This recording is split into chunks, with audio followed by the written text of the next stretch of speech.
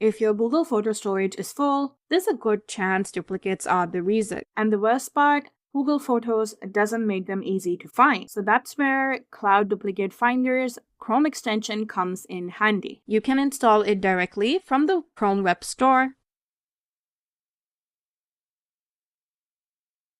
Once it's installed, it will automatically open. Now all you have to do is start scanning now. It'll open your Google Photos automatically.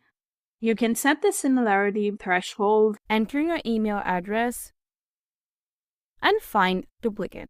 The extension analyzes your Google Photos library and identifies duplicate image. Instead of guessing, it highlights repeated files so you can clearly see what's taking up space. On the top, you can see how many sets were found, how many duplicate photos were found. Now you can either delete the duplicates one by one, you can delete all of them, you can keep one newest picture, oldest picture, lowest resolution, highest resolution, or the best one.